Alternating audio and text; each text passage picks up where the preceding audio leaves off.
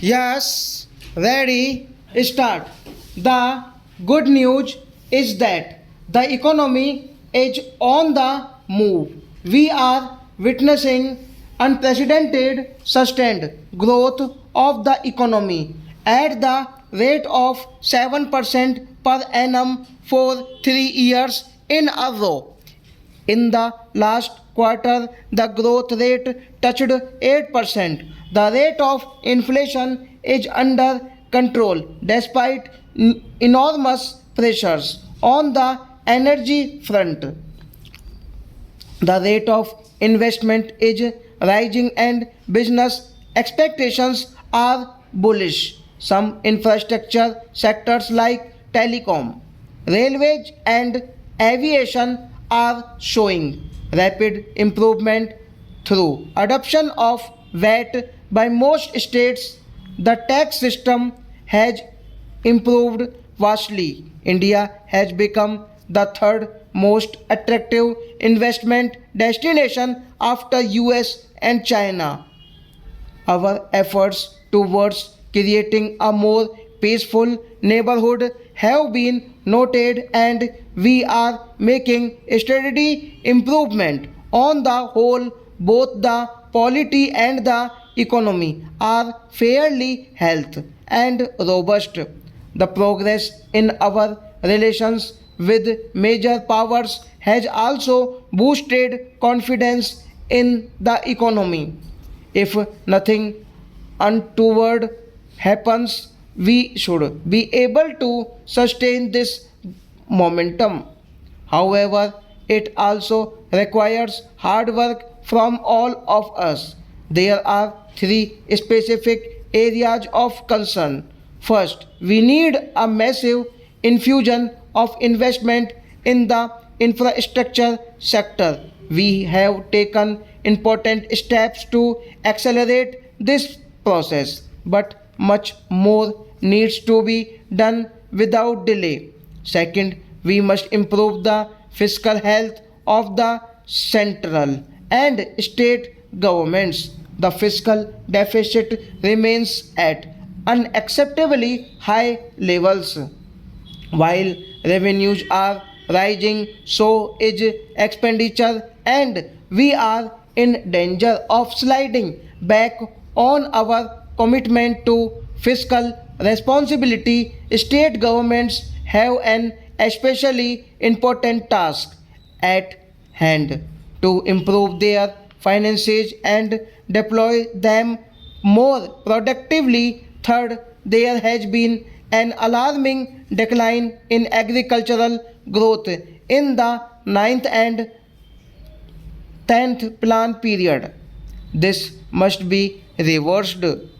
Without stepping up the rate of growth of income and investment in agriculture, it will not be possible for us to step up the overall rate of growth of the economy and generate employment opportunities. This is an area where the state governments have an critical role to play. Sustained high economic growth is essential to meet the several commitments that we have made to increase spending in areas like employment, education, and health.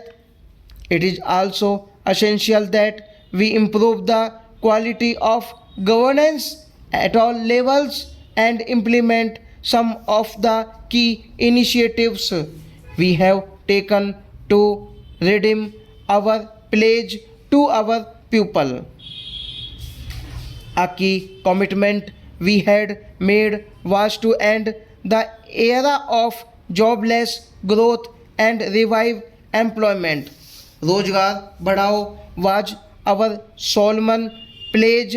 I am happy that the Parliament passed the National Rural Employment Guarantee Act. I must express the gratitude of the government to our leader for her unwavering commitment in seeing this historic legislation through Parliament. For the first time, through this act, we have recognized the right to work as a fundamental legal right. It entitles the rural poor to guaranteed employment for 100 days. The Act provides for a phased rollout with 200 backward districts covering a third of the country being taken up initially. This will be expanded to cover the entire country over the next 5 years under guidelines of the center. States are expected to craft locally relevant schemes to generate employment and create productive assets. It is up to the states to make this a creative agenda for rural transformation, utilizing the large resources that will flow under this program. The NREGA must be transparent pupils program. Therefore, methods of estimation and measurement of works and rates of payment for each task should be made transparent.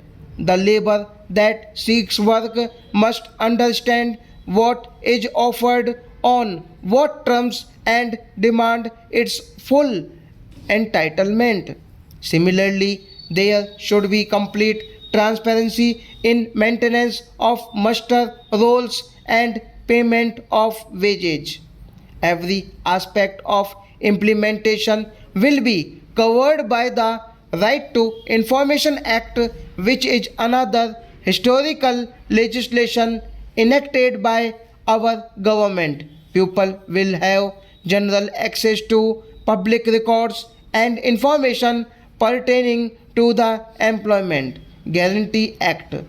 Our state governments must take the lead in evolving best practices in the implementation of the Act.